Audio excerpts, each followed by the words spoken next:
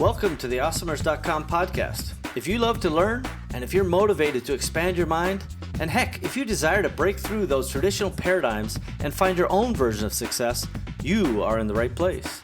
Awesomers around the world are on a journey to improve their lives and the lives of those around them.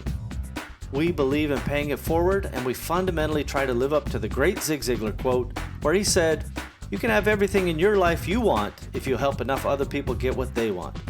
It doesn't matter where you came from, it only matters where you're going. My name is Steve Simonson, and I hope you will join me on this awesomer journey. If you're launching a new product manufactured in China, you will need professional, high-resolution, Amazon-ready photographs. Because Simo Global has a team of professionals in China, you will oftentimes receive your listings photographs before your product even leaves the country. This streamlined process will save you the time, money, and energy needed to concentrate on marketing and other creative content strategies before your item is in stock and ready for sale. Visit simoglobal.com to learn more, because a picture should be worth 1,000 keywords.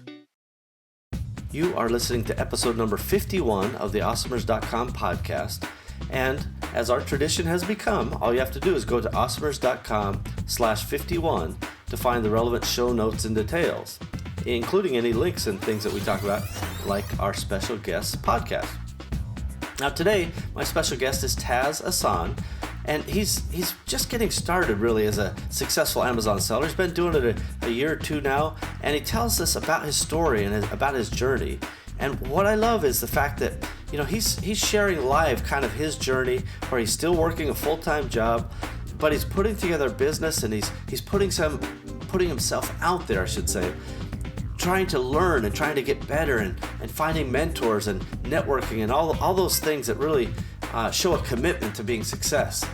Now, Taz started out as a young person with strong entrepreneurial spirit. Despite his success on selling on Amazon, it didn't start there. His motivation wasn't money. He just likes to achieve, and he enjoys the thrill of success.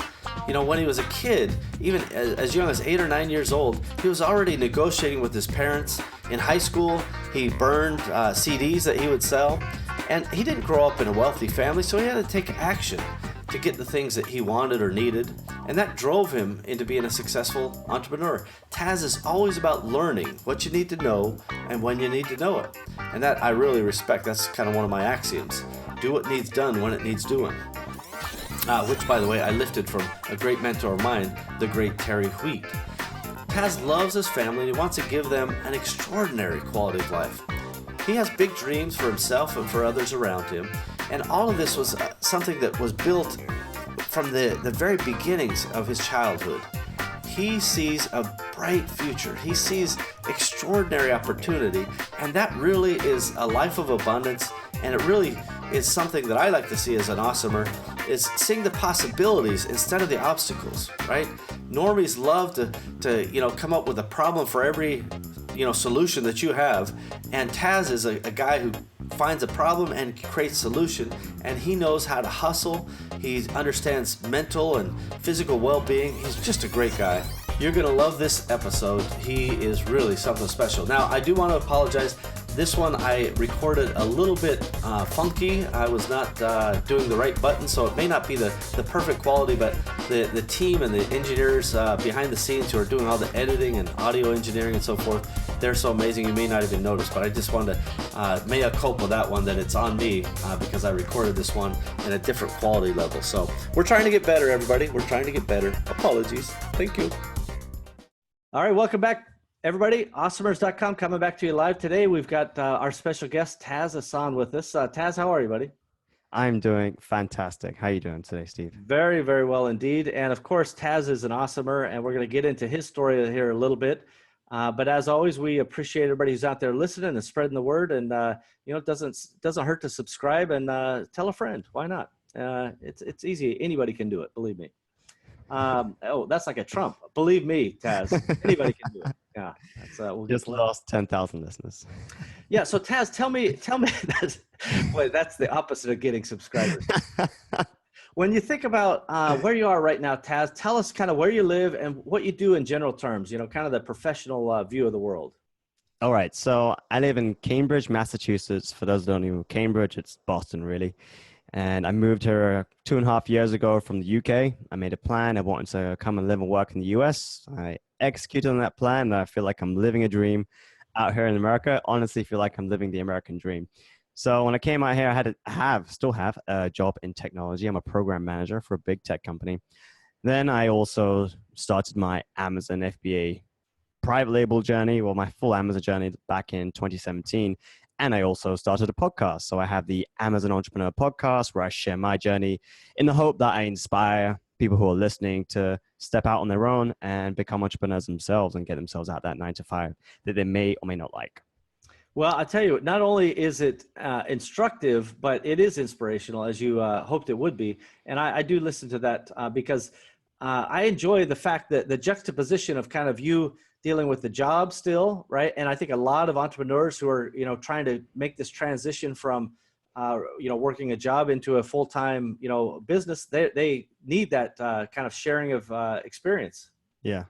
Do you find that people have that same experience? In other words, they're struggling with the same things you are, time and all the things that go along with that?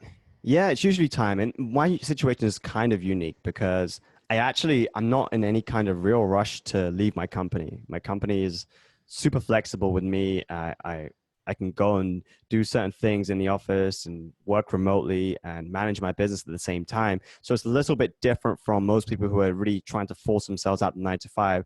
It's good, and it's good and a bad thing. So I can take more risk with the business by having a decent salary coming in, but at the same time, I don't have a massive fire under me that says, hey, I'm not going to be able to live here if I don't make this business work.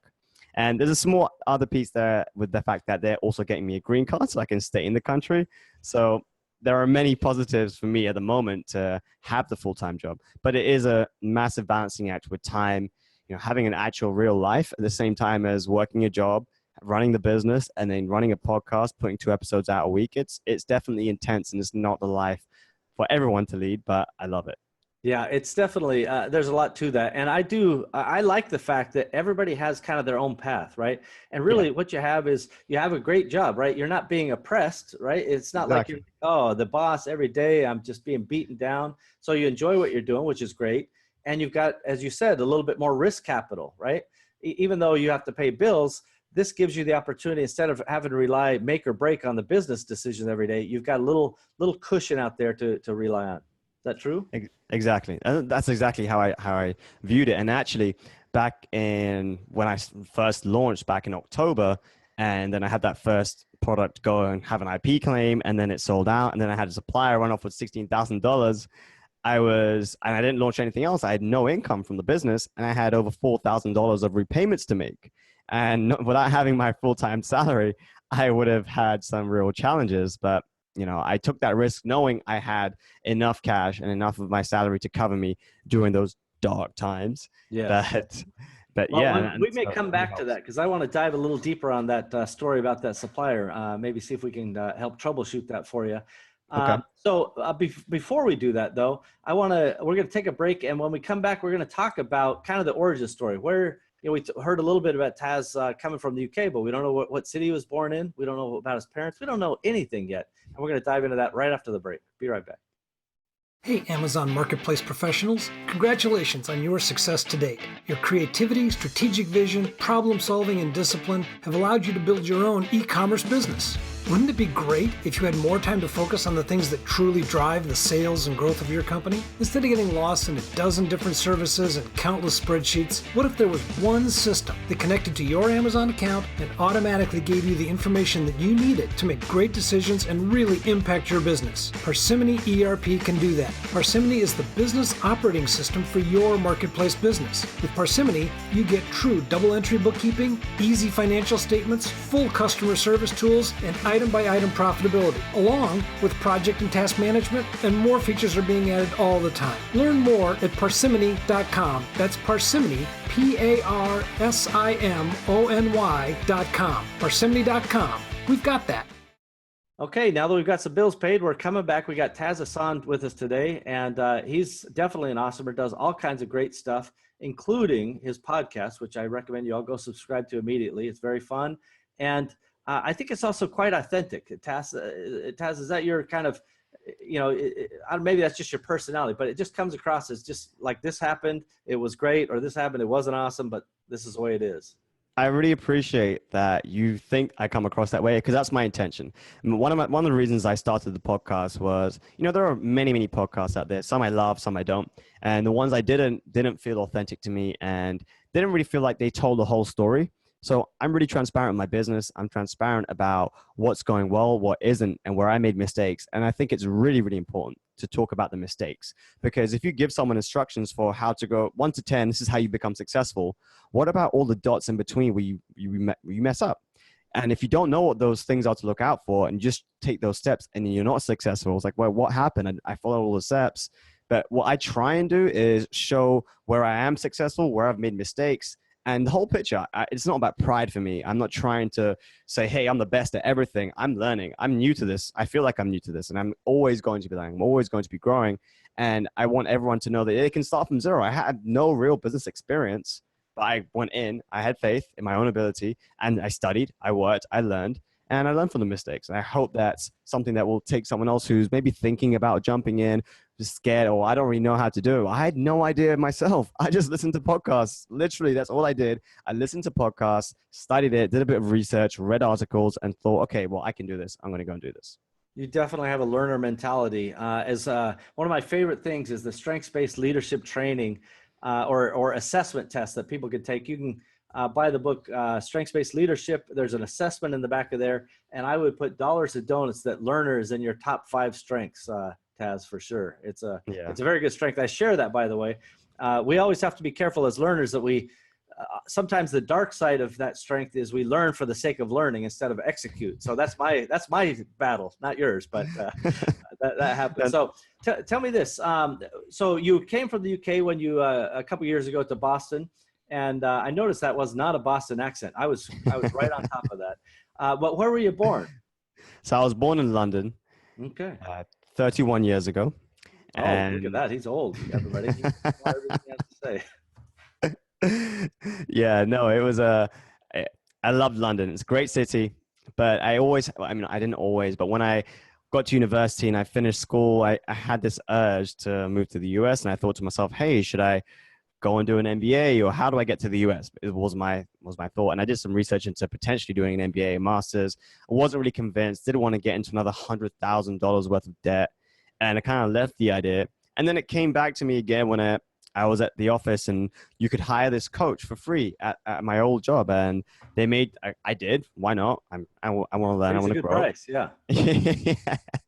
And the lady made me think about where I wanted to be in 5 years. And it was a novel concept to me. I'd never actually tried to think about where I wanted to be in 5 years. In my mind, I was always thinking, oh, well, I want to make more money. I want to learn more, be better. But I never put a plan together or thought to myself, hey, where do I want to be in 5 years? And that's what spurned the thought of coming to America. And my thing was, in 5 years, I want to be a big tech company in this specific role in the US. And I ended up being able to do that in 2.5.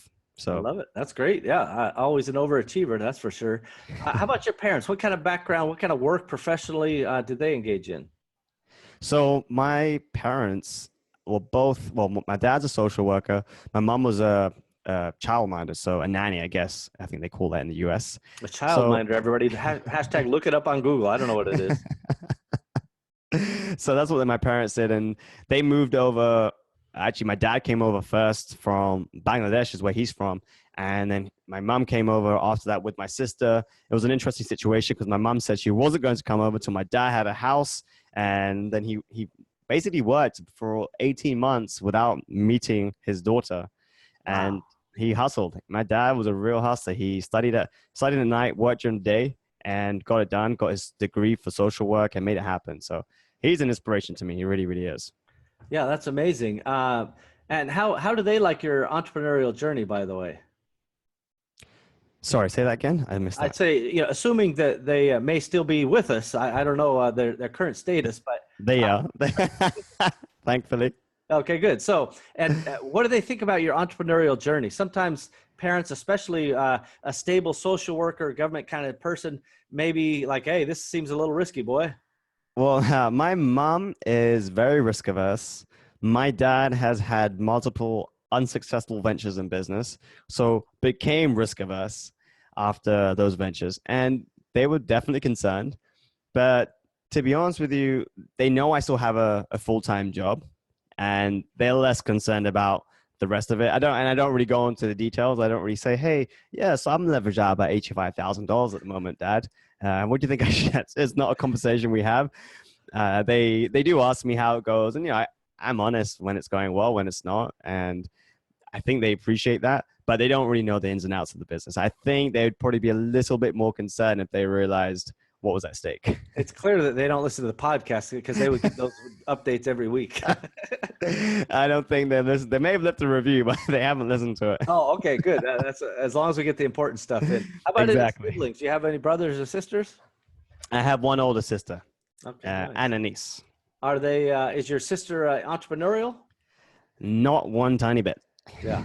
I got a couple of those myself. Actually, I have 5 sisters, and there's a couple entrepreneurs in there, and a couple, non-entrepreneurs. My definitions, awesomers are, we break the paradigms. We're not satisfied with the status quo. We want to do stuff. We're not afraid of making mistakes or even failing, honestly. Actually, we're afraid of it, but we still do it anyway. We're not, impervious to fear. But normies, we love them. They're great. Friends, family, whatever. But often they tell us, don't do that. This is scary. I'm scared for you. And so I'm going to protect you from whatever it is. And so it's hard for normies sometimes to get on board. And again, it's not a put down. It's just a difference of mindset between people. Have you found any, not that you have to endorse my nomenclature, but have you found differences between people who kind of are in the entrepreneurial world versus without it? For sure. And I definitely get on with the entrepreneurial type more. But the thing is, I think anyone can get there. So I wasn't always, actually, I want to say I wasn't always entrepreneurial, but now when I think back to when I was a kid, I was, selling my lunch for better food and money to to make a bit of cash. And I had a few services when I was growing up, and I had a little CD burning business. So actually, maybe I was a little bit entrepreneurial, but I think maybe I did it without the fear when I was young. And then when I got older, it wasn't a thing. I never thought to myself when I got out of university and I had a job, I didn't really think, oh man, I don't want to be working for the man. I need to start my own thing. How am I going to do that? I was just working. And it took me till, I think so I'm a huge Tony Robbins fan. Okay. And I did my first event 4 years ago. And it was from that point, my mindset really started to shift. And I started to hang around with a few more successful people. And most of the really successful people that I'd met had their own thing. And then it was back in 2016, mid 2016, when I thought to myself, I really need to start my own thing now. Like, I have an amazing life. I can do pretty much anything I want. I travel all the time. But if I really want to make an impact in this world, I need a huge amount of cash. So I'll let you into a little secret. So what I want to do in my life goal is to be able to dedicate my life to philanthropy. And I think education and food is a basic need that every child should have. And it touches me. It's very close to me. So in order to do that, I need a lot of wealth. Like, I don't just want to, not there's anything wrong with this, but I don't just want to go to Africa and paint a school. I've done that. I volunteered in South America. It's an amazing feeling. But I believe that I have enough ability and more than enough to do more and leave a bigger mark. So that's what kind of put me on this entrepreneurial journey. It's me wanting to give my parents the best life possible. And I retired my dad last year. I was able to do that off my own salary, which is great. But I want more. I want to give him his dream life. They haven't got that many years left. I want to do that, and I want to change the world. So that's what drives me. That's what allows me to say, for today, I got to record another podcast, and it'll probably be around 11:30 when I'm going to be able to have the time to go do that with everything else I have to do. But I'm going to do it because I think about why I'm doing it. And I think that point is really important to touch on, because when things aren't going well and times are tough in the business, you're getting negative reviews, you're suspended, whatever it is, you have to think about your why. Don't get emotional about what went wrong. Think about why you're doing it, and then think about the solution for how you can get out of it. Yeah, boy, that is true words. Very, very good advice for everybody out there. In the show notes, we'll add the kind of our process for how to find your why. It's a free thing. You can download it. Knowing your why, sussing that out. Everybody has a sense. Clearly, Taz knows his why much better than the average person. A lot of people go, yeah, I need more money, or I need more security, or I need more of this or that. But they haven't really broken it down to the 2 things that you want to help kids get. What was it again, Taz? So education and food. Like, See, I'm on board with the something to take food, for but granted. education, forget it. No, I'm just kidding. I think that really is an important lesson because, again, often people get things mixed up, or as the kids say, they get them twisted. Does that sound right? Yeah, I don't know. They used to say that about 10 years ago. Yeah. Oh, how dare you! So, as usual, I'm hipping with it for the times, but that people get confused that they think giving everything first is how you can, make an impact on the world. But that is actually reverse. You have to kind of get yourself in order. You have to have yourself prepared and have the resources to then make it something sustainable that can give back over the long term. So I salute the way you're doing it. Absolutely. And honestly, I went through that exact process as well. And it was one of my friends who made me realize that. So I thought to myself, I really need to contribute more. I have so much in my life. I'm so grateful. How can I do more? I should be going to a soup kitchen every week or doing something, spending hours helping people. And then my friend said to me, look, so you want to grow your business, you want to do this, you want to do all these things, and you want to go and help all these people. So where do you think you're going to have the most impact? And he made me, because I was at odds with it and I was upset with myself that I wasn't doing more. And then he made me feel at home with, hey, you're building something. And later down the line, when this thing is built, you're going to have much more of a bigger impact when that time comes, when you can go and do these bigger things than you would if you just kept on feeding somebody, at a soup kitchen. And please don't get me twisted. Don't get twisted. I think that's a great thing. And I do those things, I'll just go and give out food down in Boston. It's just something I'll do now and again, but I don't dedicate 10 hours of my week doing that because I'm trying to build something big. And then when I get that thing and I'm able to build it and able to contribute at a massive scale, that's what I want, because I want to make a huge impact. Well, this is again, something for Osmers to take note of, right? We all have these important things in our lives, whether it's philanthropy or anything else. But let's use philanthropy in this example.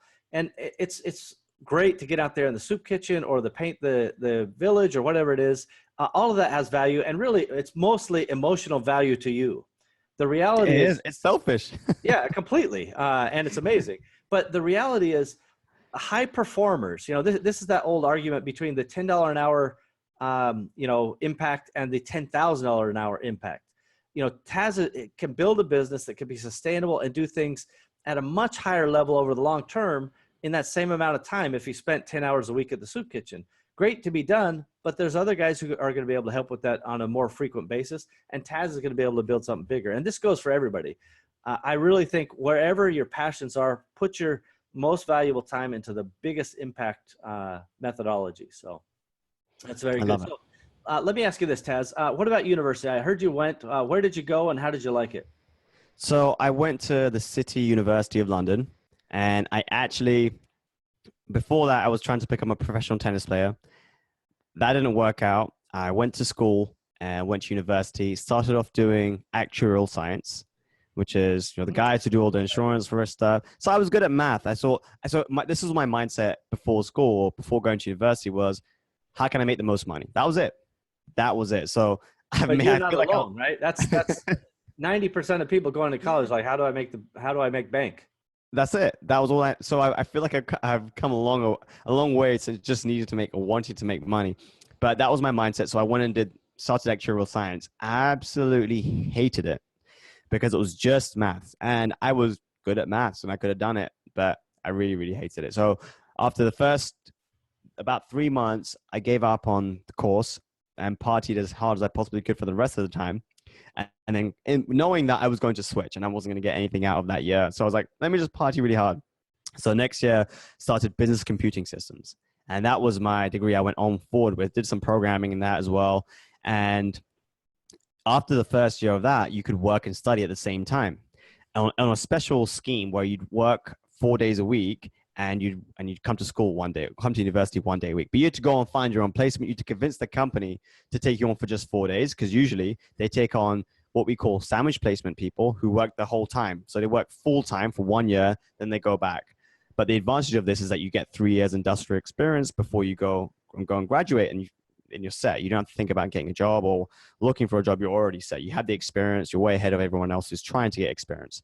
So how did I like school? Actually, after about the first year, I didn't enjoy it because I started making money.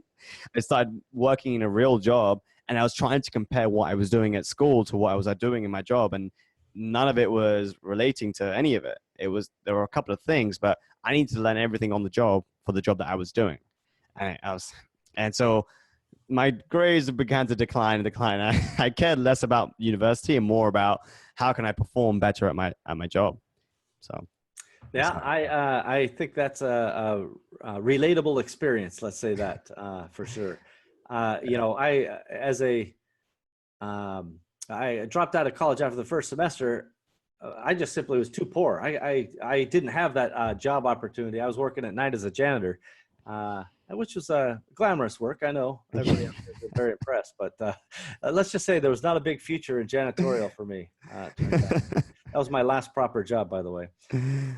You were 17, weren't you? I think I remember you telling me this. Yeah, I think 18. 18. Actually, yeah, I was still 18 when I started my first business. So that going from a senior in high school to one semester at college and then starting a business, that was a fun time. So as we think about, how you got from that university where you were kind of in that job, would you say that was your proper first job, that one in university? Yeah, I mean, I had retail jobs before that, and I was working in malls and stuff, selling sunglasses. Actually, in fact, I was still working. I've sold sunglasses for 6 years. And whilst I was still working and studying, I was still at that job. So I was working on the weekends at that job, working during the week at my other job, and then going to school 1 day a week. Wow. So. Boy, that's a lot of work. That is a lot of work. Now I guess I had it in me. Why you can still juggle so many things at one time. How about a defining moment? What defining moments in your professional life or your business life, however you want to look at it, was there, some pivot point where you said, I'm doing this, or I'm changing this, or I'm adding that, or subtracting that? Anything you want to share with us? Yeah, I'm going to give you two, if that's okay. Please, yes. So we'll edit it out. Don't worry. We're just going to listen to one, then we're editing out the other. No, carry on. The first one was, I told you that I was trained to become a professional tennis player. So I was doing that for about 7 years. And it was my belief from about 14 years of age that I was going to become the best tennis player in the world. And so that was my only thought in life. That's all I cared about. I didn't care about school. Again, my grades started to slip. I didn't want to go to school. I was lying about going to school. I was going to play tennis. And that was all I could think about. But then at the age of 18, I just turned 18. Everything blew up. I couldn't play anymore. My coach didn't coach me anymore. Everything ended, and that was it. And that was the lowest point in my life, for my life at least. And because for me, that was everything I had in my life. I didn't really have a social life. Didn't really have many friends because I just went to the courts. That was it. That was my life. And I don't know if you know that you get these adverts that are always they're advertising for charities, right? And you see these kids who are malnourished in Africa. And so I'm depressed. I'm in my bed, not leaving my room for 2 weeks. And I see this ad, and usually I just flick the channel because I don't want to see that, because I do connect with it emotionally. I don't want to feel that way. I don't want to see those people in pain. It hurts. So I don't want to look at it. This time, for some reason, I watched the whole ad, and I'd never done this before in my life before that point, but I watched the advert all the way through. And then I thought to myself, like, what the F am I doing? What am I doing? I have a family. I have a house. I can eat food. I'm alive. Why am I sitting here doing nothing with my life? So that moment was a turning point for me. I actually got out my bed. I did my resume. I went to the mall, went and handed out my CV, my resume at the mall, got a job within a week, started working. I hired a tutor to redo one of my exams, my math exam. And yeah, I went to university after that. So that was a huge turning point for me. And that is what kind of spawned gratitude in me all the time. And every time someone had a problem, it was pretty funny. I'd say, think of the kids in Africa. And I was serious because, like, how can you be upset about something when there are kids out there dying because they can't eat, and you're upset about breaking up with your boyfriend? I mean, that's a very good point. And I totally understand, we have emotions, but I couldn't see past that. And then from that point on, I couldn't understand depression, at least for a while, because it was all about, hey, like, we have so much. Whenever something goes bad, I always go back to how much I really truly have. And so that was what the first. Gratitude is an important lesson. I just love the fact that, we all get those tendencies, where the dark momentum kind of gathers us up a little bit. But Yeah. gratitude is the fastest way out, right? It Yes. really is, to just go, gosh, look at what I have, and look, You can't feel anything else at the yeah, it same really time as is trying so to feel much better. gratitude. Yeah. Really good experience. So now that was one. Was there another one? That was another one. That was the first one. That was the earliest one I had. The second one was just when I went to my first Tony Robbins event. And I'd never had I didn't even know what this thing was. I kind of knew who he was because I've heard his TED talk. And I used to put on his TED talk to motivate myself to do things, this 20-minute TED talk. And I was like, okay, but I'd never taken it past that to go to an event or anything like that. Then I had some friends at my corporate job who were talking about it and convinced me to go to an event. And I'm really thankful that they did, because after the first few moments of people dancing on chairs and me not knowing what the hell I got myself into, it was amazing. That was my second life-changing experience. And that was when my trajectory of my life changed, and why I was doing things really changed. I changed why I wanted to do things, why I wanted to make money, and who I was doing things for and who I was living for. And it kind of pivoted from, hey, I want to make money and be successful, to I want to provide value and change the world.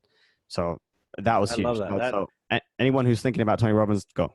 That is an awesomer story for sure. The fact that Tony Robbins was the catalyst that got that done is a very common story these days, right? He's impacted a lot of people, and you're kind of going to continue to impact other people as a result of that impact, which is exactly his purpose in life. Amazing ripple effect. Yeah, it really is something else. All right, so we talked about a couple of these defining moments. Is there a lesson that you've learned in your journey so far, whether it's the professional life or the business life? What can you share with us? Maybe a lesson that is kind of noteworthy. I think the biggest thing I learned. This is my lesson of 2017. Whenever you ask me one thing, I want to always give you two. So I'm gonna give you two again. All right? You can edit out the one you don't like. Okay, perfect. I like to have options. Can you put on a different shirt for each one? And we'll go nuts. All right, give me a second. No, carry on. All right. So number one was chasing too many rabbits. The guy who chases two rabbits catches none. And when in 2017, I really thought I could do everything. I thought I could run a successful business without ever having run a real business in my life. I thought I could launch 7 products in about 4 months in Q4. I really overestimated what I could do, whilst also everything I'm doing now, I was doing the same thing. I had a girlfriend at the time, and I was consulting for Helium 10. So all of those things at the same time take up a lot of time, and you can't really do any of those things at a fantastic level. So that was my first mistake, and that was a big lesson to just scale back and slow down on some things. Sometimes I can't remember the phrase, slow is smooth and smooth is fast. Is that what it is? Sure. I like that. Yeah, I think that's right, actually, now that I think about it. I think that's how it goes. And that was my first lesson, because I'm very ambitious and I pushed myself very, very hard, and I wasn't getting a lot of sleep. And I thought I could do it all, but then I didn't also anticipate all the issues that were going to come up. And how could I? I didn't know what I was doing. This was the first time I was getting to these things. Had everything worked perfectly to, all the podcasts I listened to, then I would have been great. But it didn't work out that way. And if you listen to my podcast, you'll hear about all the mistakes. So this is a very, I definitely would, especially for folks who are just starting out in the e-commerce business and, going, well, I understand the basic formula. I got a couple shekels to rub together. I'm going to just do this times 10 and skip to the end, right? Because we all just want to skip to the end. Mm-hmm. But the lesson you learn on your first product goes far beyond the marketing of it. In fact, who cares if that product ever sells? It's all the little lessons in between that you need to know. And you can't speed up experience. There's actually, I think it was the guy who started Amazon AWS. And he said something like, there's no compression for experience, right? Because in AWS and all these cloud things, it's all about compression, right? They got to compress video and audio and everything. Yeah. It's like, you can't compress experience. It's done over time. And so you're not alone. And there's a lot of people out there like you going, I'm not going to do one product. I'm going to do 10 or 5 or whatever it is. And what would you tell them at this stage? Don't do one. And hey, I had good people telling me, hey, are you sure you want to do all those? I'm like, yeah, this brand idea, I'm going to make it all what they all fit. And I have all this extra capital that I don't know what to do with, because I didn't understand cash flow. So of course, I still have products in China that I can't ship over because I don't have enough cash to ship them over. and I just didn't heed the warnings. I thought to myself, I thought, hey, you know what? I'm different. You know, I'm better than them. I can do it. I work harder. I'll do all these things and make it work. And I worked harder, but I couldn't make everyone else work harder. I couldn't stop the environmental checks in factories and having factories shut themselves down and have people disappear with money. That wasn't something I could control. Yeah, but that it was is. definitely. I know you haven't got to your second example here yet, but just as a timely advice, one, go easy when you're starting out. You know, don't try to do it all at once. And two, these unexpected lightning bolts, and environmental is a very good example, because throughout the middle of 2017, all through now the middle of 2018, these environmental checks are continuing to happen. And in some cases, they're escalating now as we head into the latter part of 2018. And it's having direct impact on many, many factories. And even if your factory is in good shape, sometimes the upstream factories that feed the supply chain, the raw materials types of things, they're worse impacted. And so the costs are ultimately going to go up. The timing is going to get slower, and there's going to be lightning bolts coming your way. So be careful. Be careful. Absolutely. And also, the other thing I've experienced recently is more customs checks in China. So it's another thing to watch out for. Yeah. And again, there's going to be some of this tit for tat trade war stuff, right? So every time the U.S. tries to do something, whether it's more intensive examinations, then China is going to try to do the same stuff. And it will be a little bit of that politics that can impact us. What was your other lesson so far that you've learned, Taz? So number 2 was not having a mentor. So had I had a mentor from when I started thinking about private label, so say, let's call it March, April 2017, a mentor would have stopped me from doing all the rubbish I was doing, stopped me from trying to launch 7 products, and said, choose the one and assess. He would have assessed, or she would have assessed, whether that product was a good idea, done all the research for me, because I didn't understand. It takes a long time to really understand product research and to understand the market and to understand whether something really is a good idea or not. It takes it takes a long time. You can't speed up that process. You have to learn it. You've got to keep looking at thousands of products to learn how to assess the market. I didn't understand any of that. I made some good choices, made some terrible choices, and I'm paying for them now. But had I had a mentor who could just cut through the crap and just say, do this, 1, 2, 3, 4. Because if any of those steps didn't work, he'll be like, okay, well, here, do 3.2. And now move to 3.8, and then I'll take you to 4. I didn't know what those sub numbers were. I didn't understand it. So I'd go from 4 to 6, back to 3, and I didn't know what was going on. Had I had a mentor to slash through that, it would have changed everything. So then I actually got my first mentor in December, and it changed everything. Just deep dived into my business and said, okay, fix all these things. And that was definitely something that helped me get to 50K a month very, very quickly after that. Boy, those are beautiful golden nuggets for everybody out there. It's, you know, the old saying is, you don't know what you don't know. And everybody's like, yeah, fine. That's a funny little saying. But you know what? I'm better, smarter, faster, whatever. But you still don't know what you don't know. And this is not unique to you, Taz, or anybody who's listening. This is everybody. You just simply have to kind of walk before you run. And that's, as trite as these little things may sound like, there's a reason why they came up with them. And I can tell you, in my experience, when you first are learning, you need to kind of be slow and steady. Absolutely. I think that's a big lesson to learn, especially when you're someone who has this entrepreneurial mindset and you just want to run. I don't know any entrepreneur that wants to go slow. Yeah, well, it's in our DNA to be impatient. That's just a reality. Exactly. However, patience can be learned. So everybody, there's hope out there. Learn the skill of patience. And at the end of the day, you're going to be patient when you screw it up and then realize you set yourself back twice as long as it would have been otherwise. I've learned those lessons many times myself. So how about was there any time where you're like, I just want to give up. This is more than I expected. I don't like what I'm doing. Have you crossed that road at this stage? You know, there was a point where I was kind of close to it, so my very first product, it was out for 2 weeks. I got a fake IP claim against it. So I had to pay a lawyer to go and figure that out. And my product came back in and I sold out the product. I thought, wow, this is great. And I saw that it was going to sell out. Everything went way quicker than I thought it would. So in the meantime, I was getting my next batch manufactured.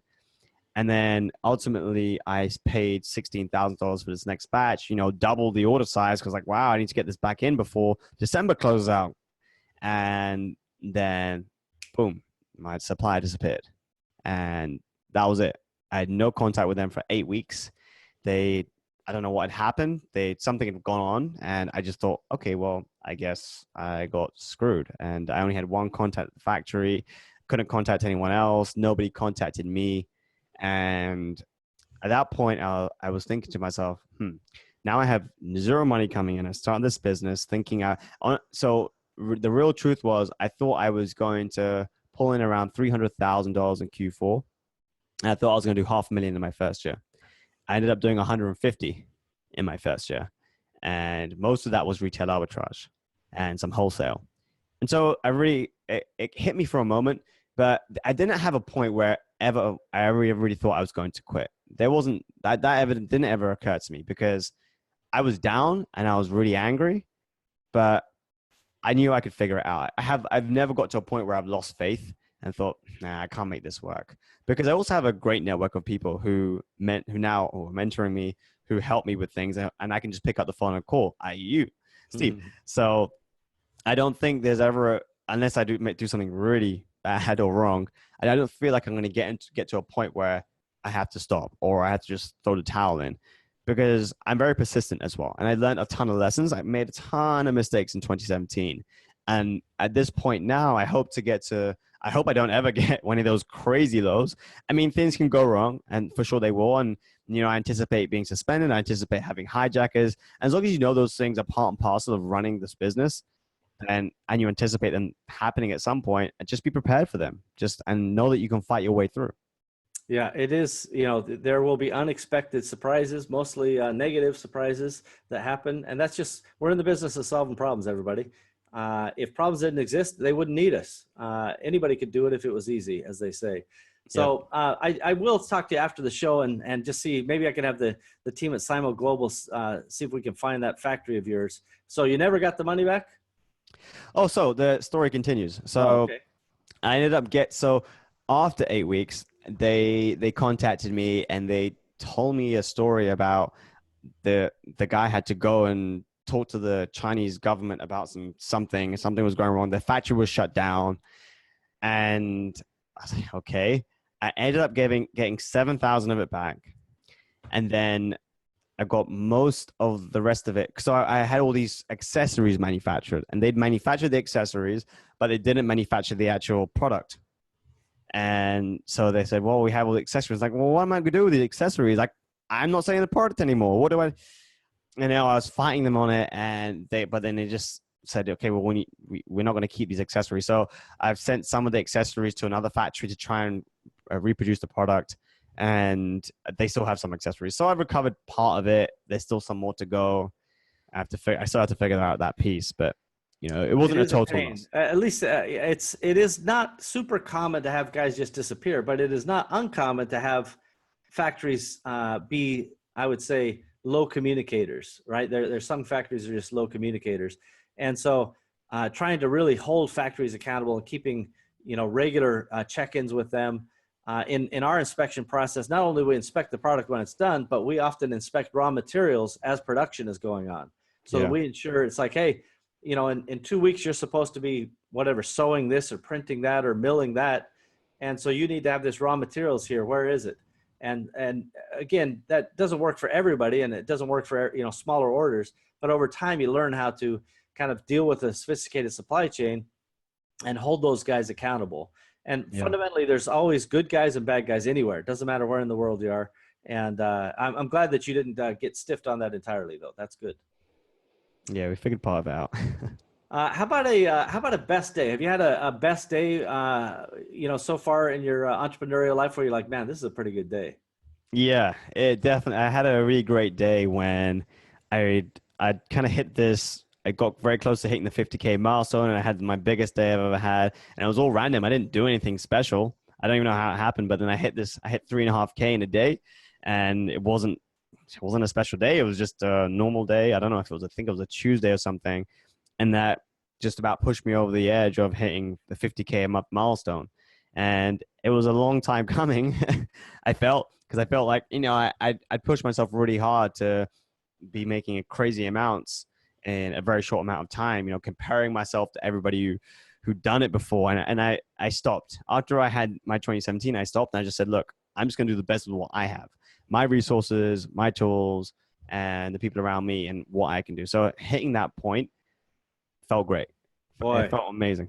That lesson alone of, hey, stop the, compare leads to despair kind of concept, right? I call it sometimes a Facebook culture. Everybody's like, hey, this guy's traveling, this guy's doing this, and look at these records of sales and whatever. Yeah. But nobody ever posts hey, sales sucked today.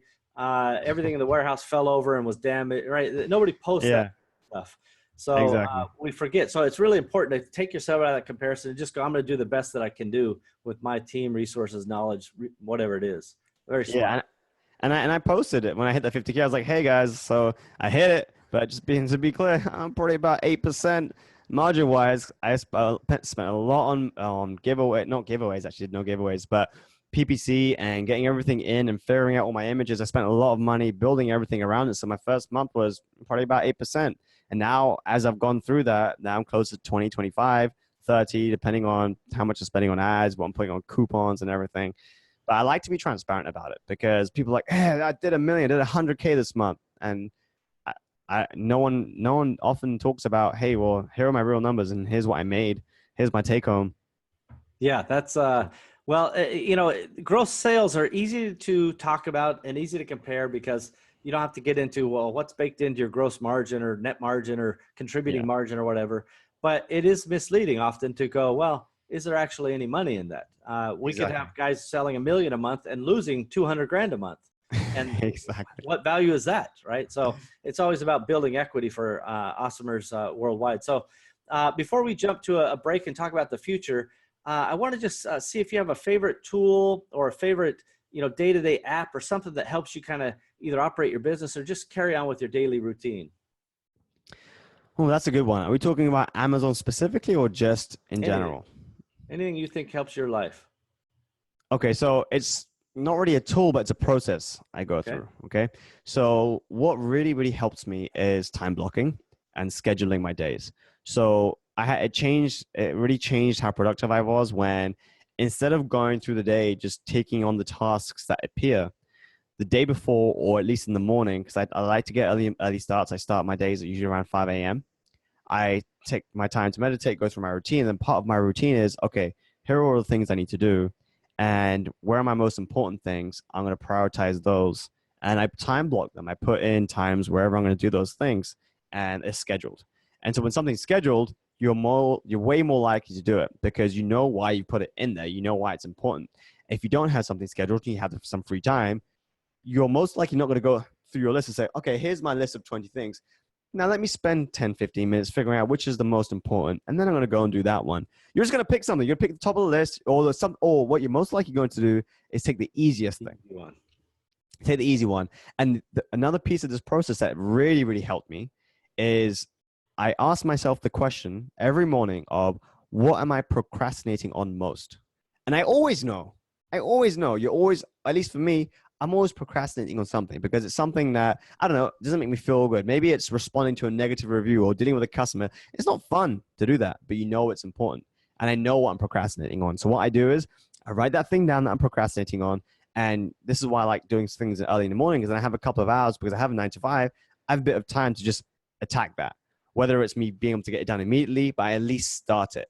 And that is what really picked up my productivity, because those things that you're procrastinating on are like itching you. They're biting the back of your neck, and you know they're there, but you just keep ignoring them. And then when you actually do them, sometimes I'm not kidding you, it'll take me 3 minutes to do that thing that I've been procrastinating on. And when you do it, you're thinking to yourself, why didn't I do that? But then you're also thinking, damn, that feels good. It feels good to get that monkey off my back. And it's such a tiny thing. It is amazing. So I love time blocking. I love doing what you hate most first. That is such good advice, because we do tend to put off often easy things, but they're unpleasant things. Yes. And if you just get the worst news out of the way, the very first thing, the rest of the day is great. There's no problems. And you don't have that overhead, that shadow chasing you around going, hey, don't worry. This thing you didn't want to do is still here. It's lurking behind you the whole time. And then even another little gold nugget he threw in there is a morning routine. That's something that I think a lot of people find good stock in. I think Tony Robbins is a big morning routine guy. Yeah. So I got it. There you go. All right. Well, good. Yeah. So we're going to take a break and we'll be right back and talk about the future. Taz is going to tell us the way it is. Be right back. Empowery. The name says it all. Connecting e-commerce entrepreneurs with great people, ideas, systems, and the services needed to stay business dynamic and to grow. Empowery is a network, a cooperative venture of tools and resources to make you better at what you do, because we love what you do. We are you. Visit empowery.com to learn more. Okay, everybody, now that we've paid some bills, we're going to take a look into Taz Ahsan's crystal ball. He knows the future, and he's going to tell us what it looks like. So I'm going to ask you, Taz, whether you want to talk about what you look like in 5 years, what your business looks like in 5 years, or just the world at large. Give us some sort of speculation, because I love to play these back later and see who's right and who's wrong. Okay, well, in 5 years, well, I'll definitely be probably about 180 pounds, sub 10% body fat. That's one of Amazing. Business-wise, so I definitely want to have exited at least one business in 5 years. So that's one of my goals. I have it. So surprise, surprise, I have a 5-year plan for my goals of what I want to achieve, and I have revenue goals and I have an exit goal for the current brand I'm building. And I love to form partnerships. So partnerships will be huge for me. I anticipate me not having my full-time job in 5 years. I feel like I'm going to go for probably a couple more years, and then exit, and then leave that. But I really want to be running a few businesses and helping a lot. I want to help other people grow their businesses and help them get out of their whatever rat race they're in. That's probably the biggest thing. So number one is exiting and having a whole lump sum of cash and being able to do the next thing with it. And one of my big goals is I want to build a lot of passive income. I want to build in different vehicles, like, real estate, whatever it is, stock market. And I want to have that available to me. And I don't just, because right now, I'll be honest, all my eggs are in my Amazon basket. And for me, it's okay. I know what I'm building, but I do have a view to expand that. And I have very good friends who are big in real estate and they really understand how to figure that piece out. So I'm like, okay, well, great. When I have some cash, there you go. You're going to do that for me. I love it. That's great. Well, I think that is, diversification is an important thing, just because there's things that happen and there's interests that change and so on and so forth. So It is good, but it doesn't hurt to double down on what's working today. I enjoy those predictions. And for those listening at home, we will put in the show notes. Empowery has a couple resources that help people exit their companies. And these are vetted resources. These are resources that have kind of negotiated rates. And they're really folks that we think are going to give you what is an entrepreneur-centric exit versus just getting a deal done. And that's one thing I would say. My vision and my goal is to help entrepreneurs build more equity in their business. Therefore, that exit is bigger, and it relies on systems and putting things in place and achieving certain scale. But that exit and that equity can always be impacted by doing a good deal at the end of the day. So look for that in the show notes, everybody. We'll make sure we get that loose end tied up. Before we close up, Taz, tell us, how do we find your podcast? Right. So I hope we can put a link in the show notes, but if you go to iTunes and you just look up the Amazon Entrepreneur, it'll come up and you'll see it's really, the whole thing is the Amazon Entrepreneur with Taz Ahsan, and you'll find my little old podcasts out there trying to provide value. And I do have a website, so it's tazahsan.com, and you can go on there and you can find the podcast there and maybe some cool info. We'll see. Yeah, no doubt. Very good info. And also, not just a good guy, but, he's helping people see the journey from basically somebody who's just beginning, even though you're close to a year or so, maybe a little more than a year into this, Taz. Well, it depends on where we start the journey. So my original journey started in January doing retail arbitrage and the whole wholesale thing. So I did that for 2.5 months, moved into wholesale. I sold my first private label product in October of 2017. So regardless of the timeline, it's still relatively fresh, but for the people who are just starting out or thinking of starting out, that's a lifetime. A year and a half. Believe me, he looks a lot younger than that right now. I mean, believe me, for 31, he's sorry, Taz, it's not looking good now. He's really aging quickly because it's so difficult. No, of course he's amazing and easy on the eyes, but the journey is something that he articulates well. He shares it in, I think, an open and candid way, and a way that I find to be inviting and reassuring in so many ways, right? Because when I hear the stories, I think back and go, oh, I made that mistake times 10. Oh, I did that. Oh yeah, that feels familiar. And I never had the chance to kind of listen to other people tell me their mistakes. I had some mentors, I had some help along the way, but nothing as easy as a podcast. So I salute again what you're doing. Thank you for that. I really appreciate that. And I am trying to hopefully connect with people who are new to it, who don't have the experience, who don't really have a massive business background, who think, hey, I don't have to start a business. I don't have to run a business. Neither did I. And I'm still figuring it out. It's okay. You don't have to be an expert or read a ton of books or get an MBA in entrepreneurship to be an entrepreneur. You just have to go out there and take action. You got to get started. So that leads us to our kind of words of wisdom. Do you have any final pieces of the puzzle you want to fill in for the guys out there listening, and gals?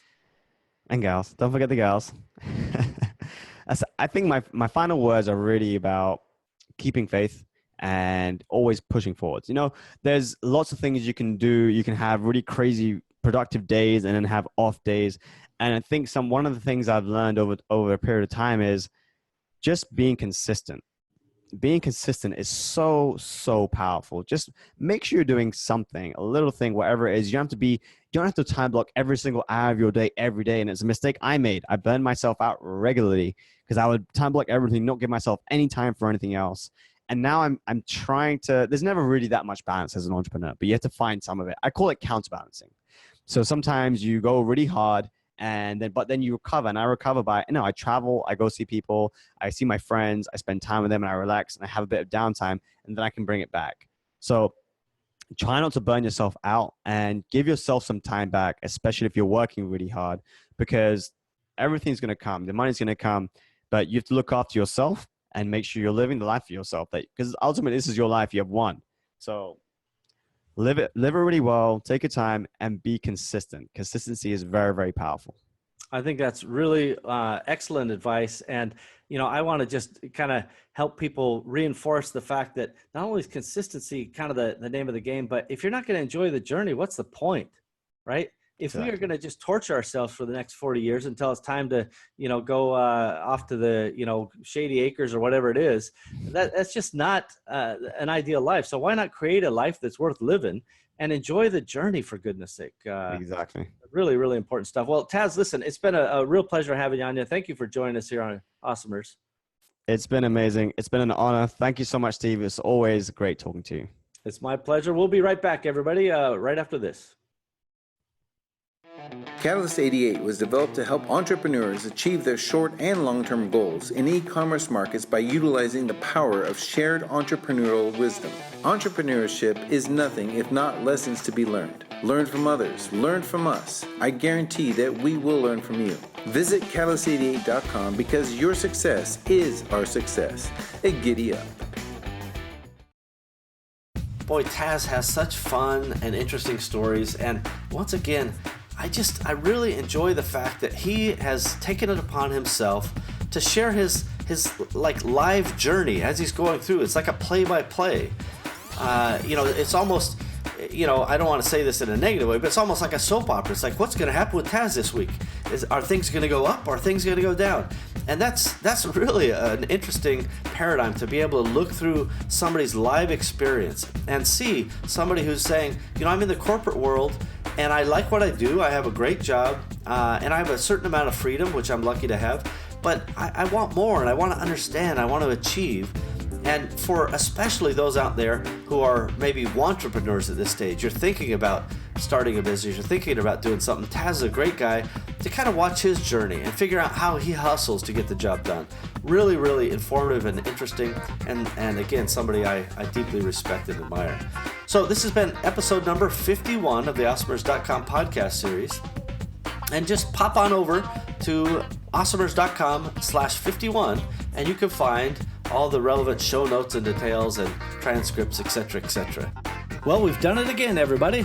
We have another episode of the Awesomers podcast ready for the world. Thank you for joining us, and we hope that you've enjoyed our program today. Now's a good time to take a moment to subscribe, like, and share this podcast. Heck, you could even leave a review if you wanted. Awesomers around you will appreciate your help. It's only with your participation and sharing that we'll be able to achieve our goals. Our success is literally in your hands. Thank you again for joining us. We are at your service. Find out more about me, Steve Simonson, our guest, team, and all the other Awesomers involved at awesomers.com. Thank you again.